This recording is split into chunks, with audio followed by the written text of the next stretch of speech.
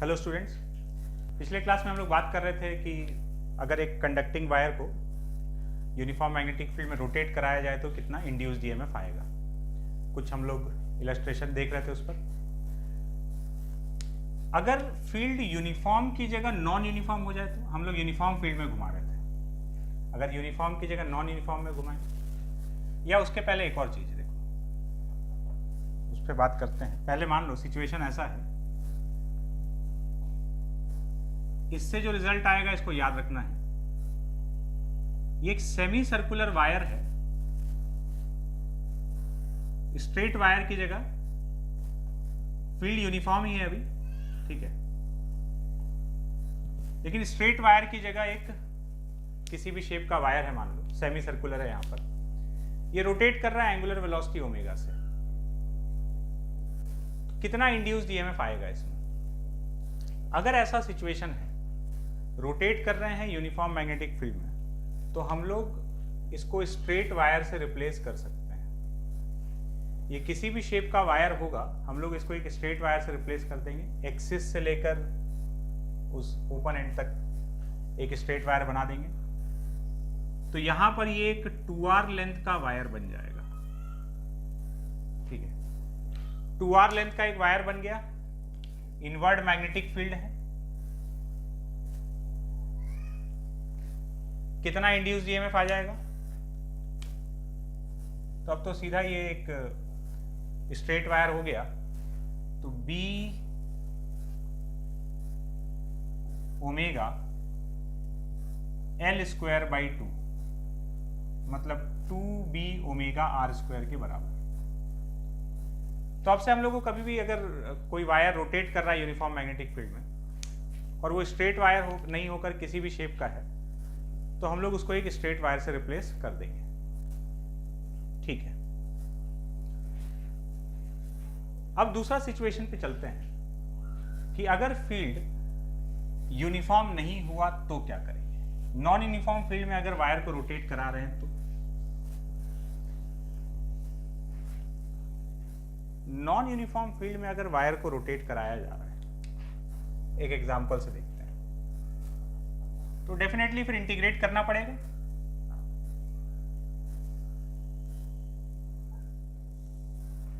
ये एक वायर है, इसमें करंट फ्लो कर रहा है I, और इसको रोटेट कर रहे हैं ओमेगा एंगुलर वेलोसिटी से। L लेंथ का वायर है, यहां से ये डिस्टेंस R के बराबर है। Find induced EMF in the wire. इस वायर में इंड्यूस्ड ईएमएफ हम लोग को बताना है। सॉल्व करते हैं। अब क्या है कि फील्ड जो यहां दिया जा रहा है वो इस इनफाइनाइट वायर की वजह से, और इसका फील्ड यहां पर यूनिफॉर्म तो नहीं है। डायरेक्शन क्या है? करंट के डायरेक्शन में थंब, R की तरफ फिंगर्स, इनवर्ड है। फील्ड इसका हर जगह इनवर्ड है इस तरफ, लेकिन वो मैग्नीट्यूड में हर जगह सेम नहीं है। तो हम लोग कर रहे होंगे इंटीग्रेट। करते हैं। यहां से x डिस्टेंस पर एक एलिमेंट लिए dx, इसके पास वेलोसिटी इधर है v का वैल्यू हो जाएगा ओमेगा x। तो इस ईएमएफ आएगा तो DE is equals to B L V।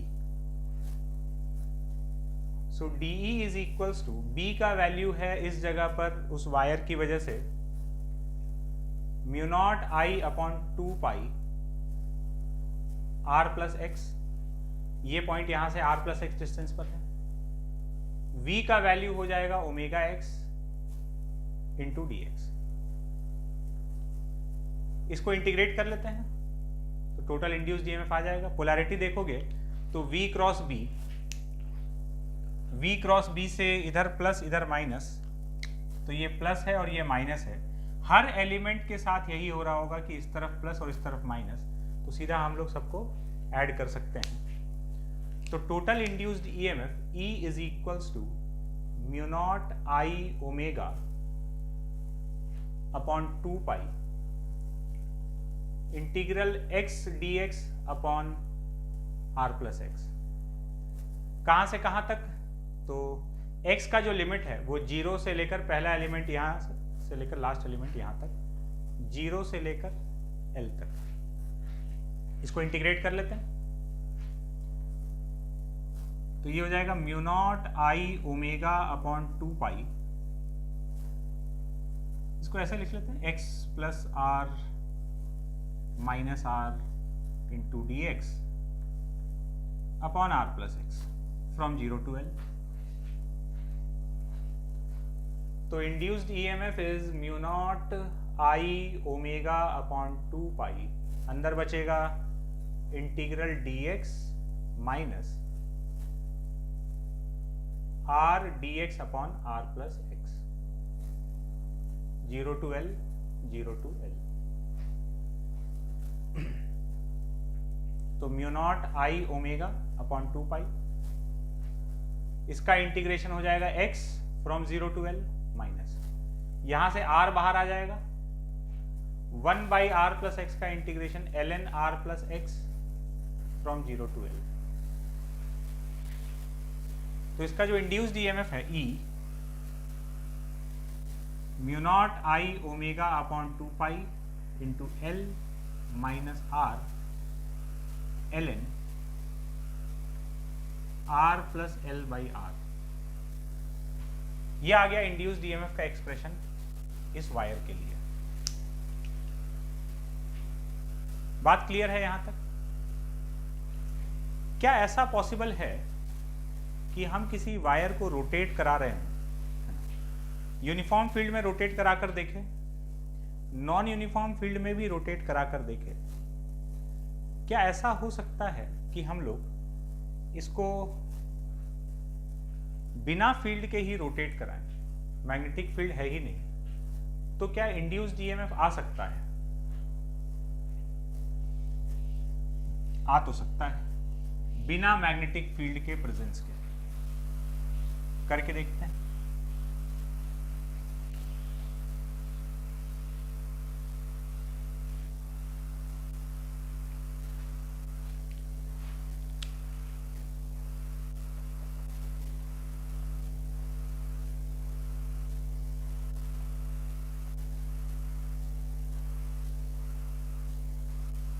ये एक वायर या रॉड, इसको ऐसे घुमा रहे हैं एंगुलर वेलोसिटी ओमेगा से, इसका लेंथ है L। Find induced EMF in the rod. और इस बार हम लोग कोई भी मैग्नेटिक फील्ड नहीं रखे, बिना मैग्नेटिक फील्ड के ही इसको घुमाया जा रहा है। तो क्या ये पॉसिबल है कि यहां पर इंड्यूस्ड ईएमएफ आएगा? पूछा गया है और बिल्कुल आएगा भी। सॉल्व करते हैं।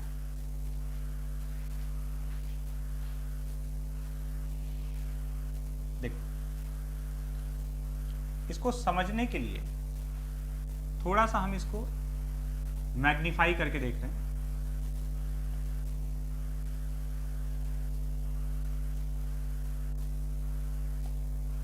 देखो हो क्या रहा है कि जब इसको ऐसे घुमा रहे हैं तो अंदर जितना भी इलेक्ट्रॉन्स है, इसको रोटेटिंग फ्रेम में जाकर देखें तो बात समझ में आता है कि जितना भी अंदर फ्री इलेक्ट्रॉन्स है, ये इलेक्ट्रॉन्स इस तरफ सेंट्रीफ्यूगल फोर्स एक्सपीरियंस करने लग जाएगा। यहां से x डिस्टेंस पे है ये कोई सेंट्रीफ्यूगल फोर्स, सब पर इधर सेंट्रीफ्यूगल फोर्स लगेगा तो फ्री इलेक्ट्रॉन्स जो है वो इस फोर्स के कारण मूवमेंट स्टार्ट कर देगा और इस एंड पर जमा होने लगेगा। अगर इधर नेगेटिव चार्ज आ जाएगा तो इधर पॉजिटिव आने लगेगा।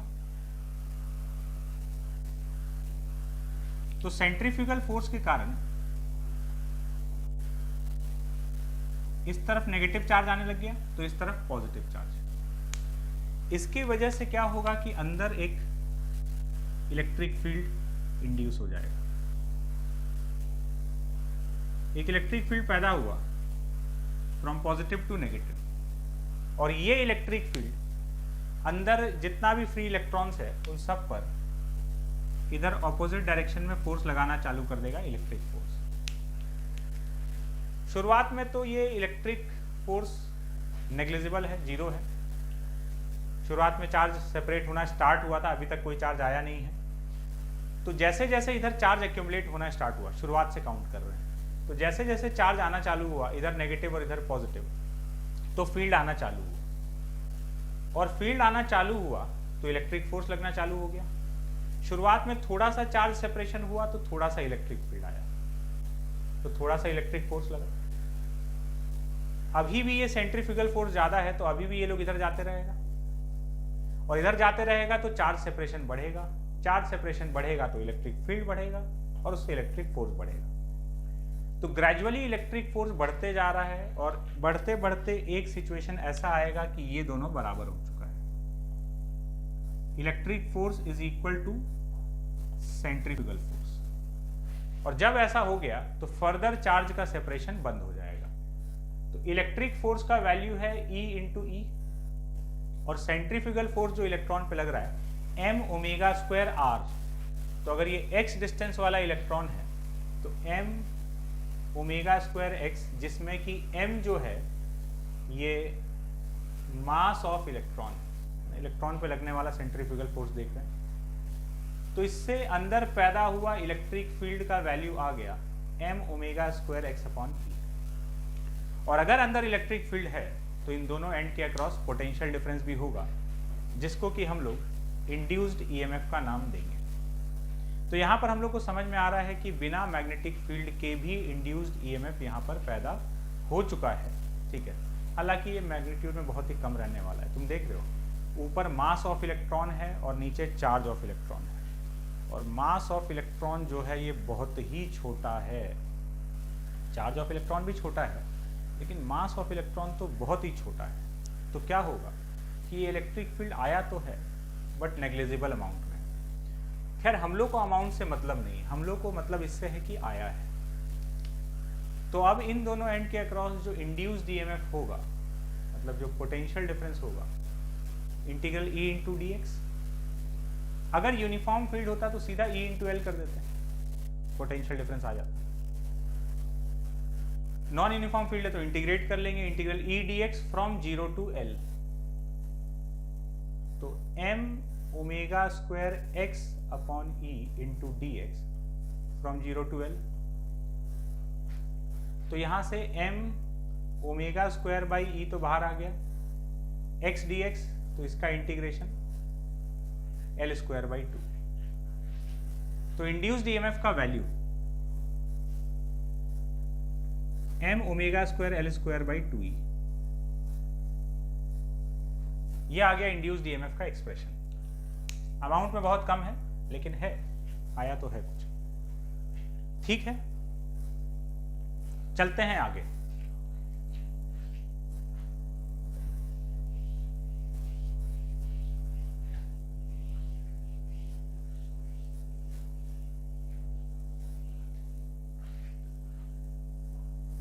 हेडिंग डालते हैं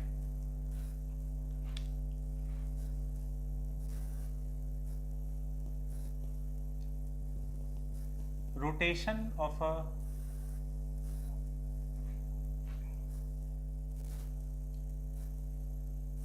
conducting loop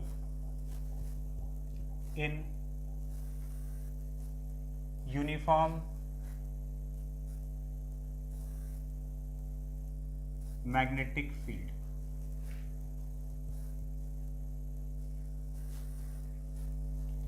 rotation of a conducting loop in uniform magnetic field. अब एक कंडक्टिंग लूप को यूनिफॉर्म मैग्नेटिक फील्ड में हम लोग रोटेट कर रहे हैं। जैसे ये एक लूप हो गया, हम लोग यहाँ सर्कुलर ले रहे हैं, जरूरी नहीं है कि सर्कुलर हो।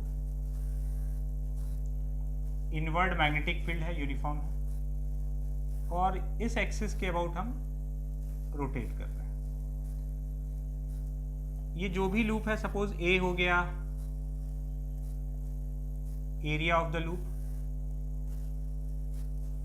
ए हो गया लूप का एरिया, और एन हो गया number of turns. Circular loop होता तो पाई आर स्क्वायर हो जाता, किसी भी शेप का लूप होगा तो हम ए एरिया मान लिया। अब यहां पर इसको ऐसे घुमा रहे हैं,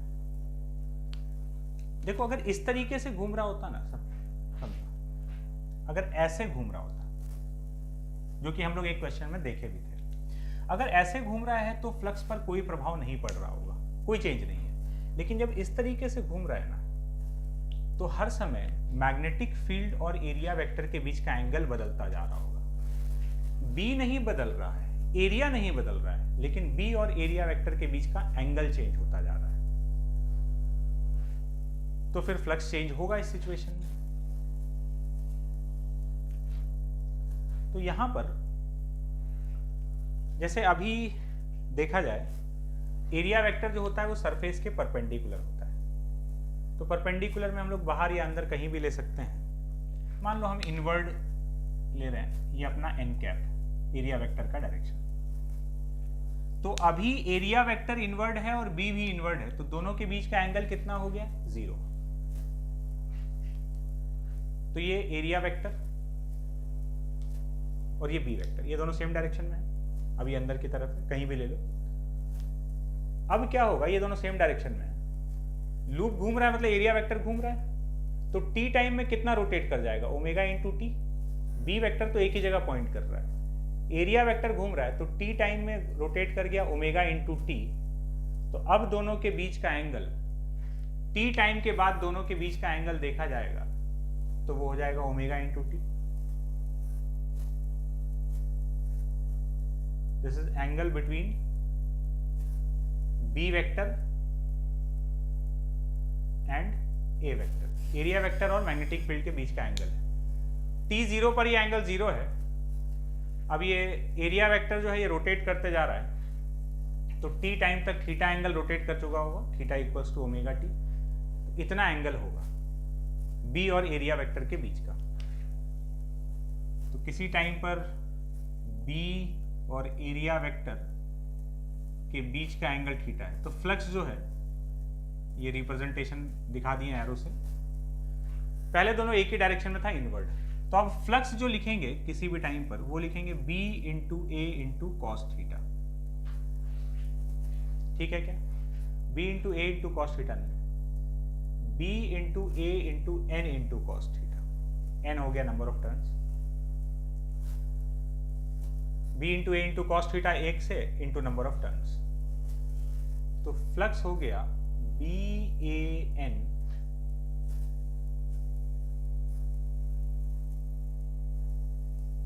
कॉस ओमेगा टी। ये हो गया फ्लक्स टाइम के साथ वेरी कर रहा है। Induced EMF is equals to minus of d phi by d t. तो इसको डिफरेंशिएट कर देंगे तो इंड्यूस्ड ईएमएफ का वैल्यू आ जाएगा B A N omega sine omega T.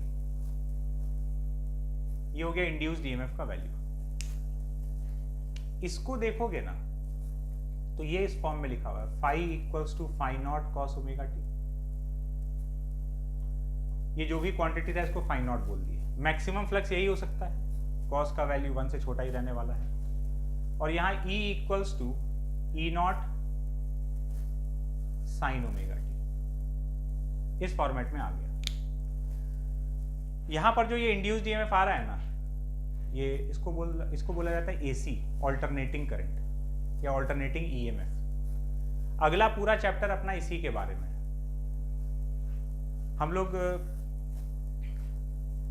जब हम लोग उसका बात कर रहे थे साइक्लोट्रॉन का, तो साइक्लोट्रॉन में हम लोग एक ऑसिलेटिंग वोल्टेज सोर्स लगाए थे। वो ऑसिलेटिंग वोल्टेज सोर्स मतलब जिसका पोलैरिटी चेंज हो रहा हो लगातार, तो वो इसी टाइप का रहता है। देखो इसका साइन का वैल्यू 1 से -1 के बीच में वेरी करेगा, तो कभी ये प्लस कभी ये माइनस होगा, तो पोलैरिटी चेंज हो रहा होगा। तो अगला जो चैप्टर है अपना ऑल्टरनेटिंग करंट, ऐसा करंट या ऐसा ईएमएफ जिसका पोलैरिटी लगातार बदल रहा हो, तो वो इसी टाइप का कुछ अपने को एक्सप्रेशन दिखा होगा। इसका एक और नाम है साइनूसॉइडल एसी भी बोलते हैं इसको। खैर ये सब अगले चैप्टर में आ जाएगा, फिलहाल इस पे अब बात करते हैं। तो ये इंड्यूस्ड ईएमएफ का एक्सप्रेशन आया। अब यहां पर एक दो बात ध्यान में रखने वाला है। जैसे इस सिचुएशन में फ्लक्स और ईएमएफ के बीच में पाई/2 का फेज डिफरेंस है। इसका मतलब क्या हुआ? इसका मतलब ये हुआ, पहले तो ये पॉइंट हम लोग लिख लेते हैं। There is a phase difference of पाई/2 between phi and E. Induced EMF और फ्लक्स के बीच में पाई/2 का फेज डिफरेंस है। मतलब ये हुआ कि जब फ्लक्स मैक्सिमम होगा तब इंड्यूस्ड ईएमएफ मिनिमम होगा। जब देखो, जब कॉस का वैल्यू 1 या -1, खाली मैग्नीट्यूड का बात करना है यहाँ पर, है ना, 1 या -1 कुछ भी होगा तो इसका मैग्नीट्यूड तो फाई नॉट के बराबर होगा। तो जब कॉस 1 है तब साइन 0 है, जब कॉस 0 है तो साइन 1 है। तो इसका मतलब ये है कि when phi is maximum, magnitude का बात कर रहे हैं, तो इंड्यूस्ड ईएमएफ मिनिमम होगा, और व्हेन फाई इज मिनिमम तो इंड्यूस्ड ईएमएफ मैक्सिमम होगा। तो ये बात हम लोग को दिमाग में रखना है, ठीक है। और याद होगा जब हम लोग इस चैप्टर का शुरुआत कर रहे थे तो हम लोग बोले थे कि बिजली बनाने के लिए ये पूरा चैप्टर ये बात समझाता है कि हाउ टू प्रोड्यूस इलेक्ट्रिसिटी, कैसे मैग्नेटिक फील्ड से करंट बनाया जा सकता है। और सब में एक ही चीज था कि टरबाइन घुमाओ, यही चीज हो रहा है, यही किया जाता है। टरबाइन मतलब एक जो भी अरेंजमेंट है उसमें वायर को लपेटा हुआ रहता है, ढेर सारा लूप होता है, और उस लूप को हम लोग मैग्नेटिक फील्ड में घुमाते हैं। लूप को जब मैग्नेटिक फील्ड में घुमा रहे हैं तो हम लोग को करंट मिल रहा है, इलेक्ट्रिसिटी प्रोड्यूस हो रहा है। तो हर जगह पर यही किया जाता है। जब टरबाइन घुमाया जा रहा है तो टरबाइन में बहुत सारा लूप है और उस लूप को मैग्नेटिक फील्ड में घुमाया जा रहा है। और ये प्रोसेस बिल्कुल उसका उल्टा है।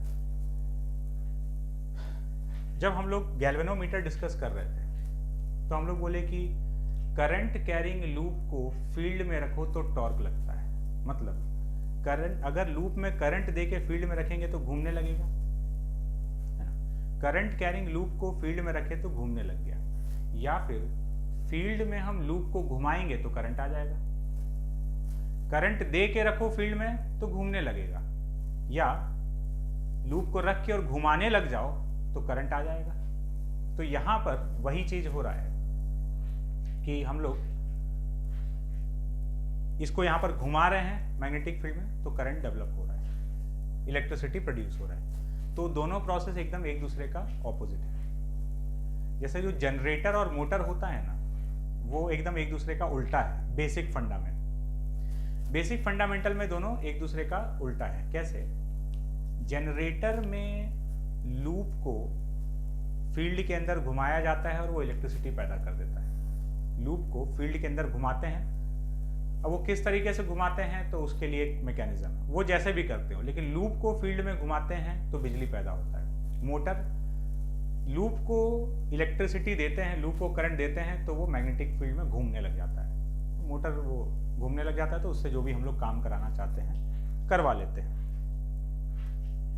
बात समझ में आया? तो इस तरीके से ये बेसिक तरीका हुआ इलेक्ट्रिसिटी बनाने का किसी भी पावर स्टेशन में। अब यहां पर हम लोग एक कैलकुलेशन जो हम लोग ध्यान रखेंगे, एक इंपॉर्टेंट फॉर्मूला यहां पर आ जाता है। देखो,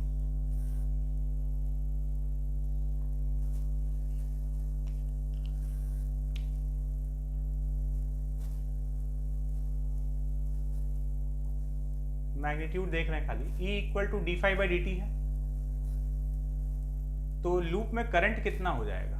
I is equal to E/R, that is 1/R into d∅dt। तो अगर करंट इतना फ्लो कर रहा है तो किसी भी क्रॉस सेक्शन से कितना चार्ज पास करेगा, तो चार्ज का कैलकुलेशन चाहिए तो इंटीग्रल I dt कर लेंगे, मतलब 1/R into d∅dt into dt।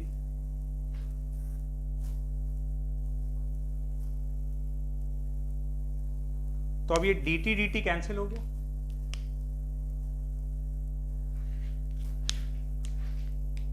तो Q का वैल्यू आ रहा है रेजिस्टेंस, ये R क्या चीज है, रेजिस्टेंस है लूप का, ठीक है ना। E बाई आर कर रहे हैं तो करंट आ रहा है, R रेजिस्टेंस है। R इंटीग्रेशन से बाहर आ गया, अंदर बचा integral d phi initial flux to final flux, तो Q is equals to delta phi by r. ये एक बहुत ही काम का फॉर्मूला है। ये फॉर्मूला क्या बता रहा है, ये बता रहा है कि अगर किसी लूप में फ्लक्स का चेंज हुआ है डेल्टा फाई, अगर फ्लक्स का चेंज हुआ है उस लूप में तो इंड्यूस्ड ईएमएफ आया होगा, और इंड्यूस्ड ईएमएफ आया है तो उस लूप में करंट फ्लो किया होगा। करंट फ्लो किया मतलब चार्ज दौड़ा है अंदर, तो किसी भी क्रॉस सेक्शन से कितना चार्ज पास हुआ है ये उसका फॉर्मूला है। कब, अगर फ्लक्स में चेंज डेल्टा फाई है, तो डेल्टा फाई फ्लक्स में चेंज है तो इतना चार्ज पास करेगा। अब ये फ्लक्स का चेंज तुम धीरे धीरे घुमा के चाहे फ्लक्स में चेंज ले आओ, चाहे जल्दी से घुमा के इतना फ्लक्स चेंज कर दो, इतना फ्लक्स जितने भी समय में चेंज होगा उतने समय में इतना चार्ज पास कर जाएगा, ठीक है। तो ये फॉर्मूला दे रहा है कि किसी क्रॉस सेक्शन से कितना चार्ज पास करेगा अगर फ्लक्स में इतने का चेंज आया है तो। इसको हम लोग अप्लाई कर कर देखते हैं।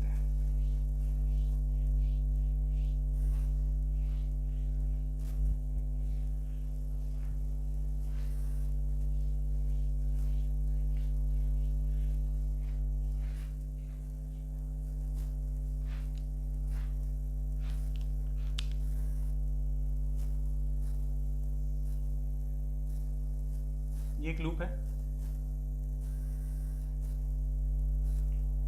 इनवर्ट मैग्नेटिक फील्ड है।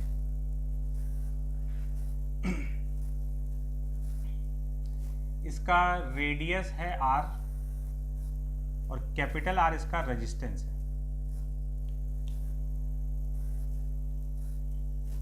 Find charge phloem through a cross section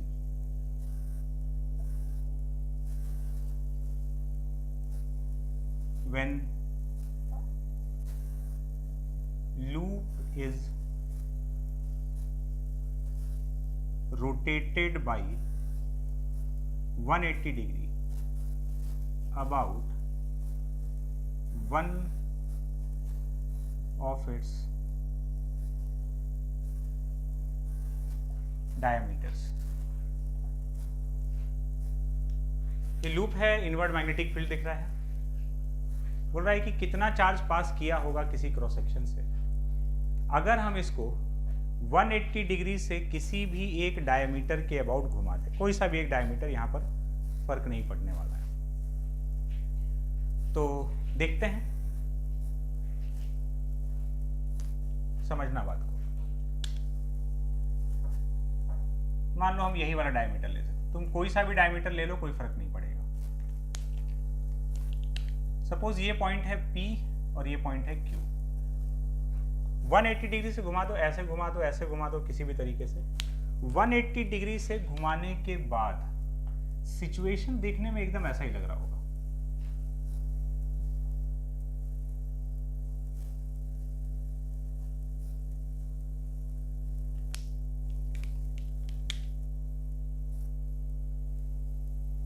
लेकिन जब ये ऐसे घूमा तो इस बार क्या हो गया कि फर्क समझाने के लिए हम ये Q और P पॉइंट यहाँ पर मेंशन किए हैं। तो घूमा तो ये Q इधर आ गया और P उधर चला गया, और ये BS है। तो कितना चार्ज फ्लो किया, तो चार्ज फ्लो किया है डेल्टा फाई अपॉन R के बराबर। तो फ्लक्स तो यहां पर भी B into pi r square है और फ्लक्स तो यहां पर भी B into pi r square है। क्या कोई फर्क है?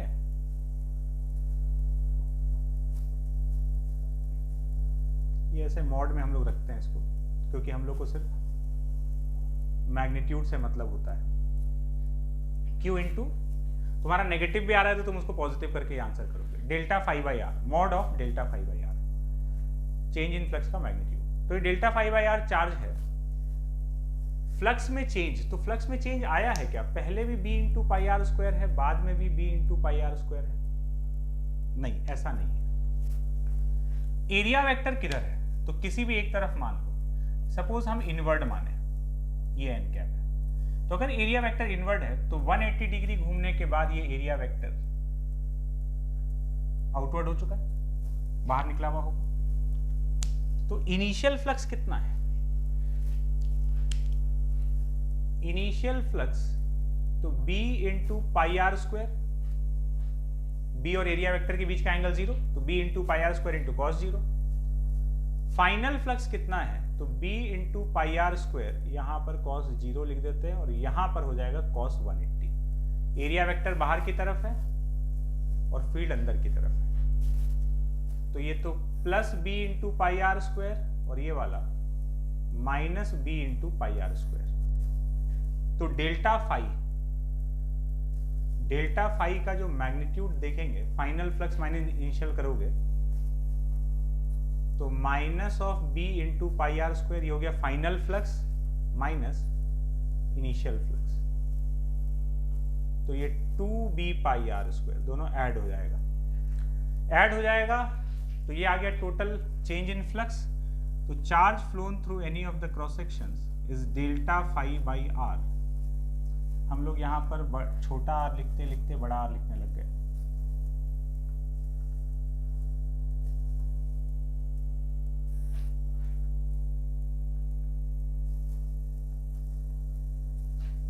तो ये हो जाएगा 2b pi r square upon capital are.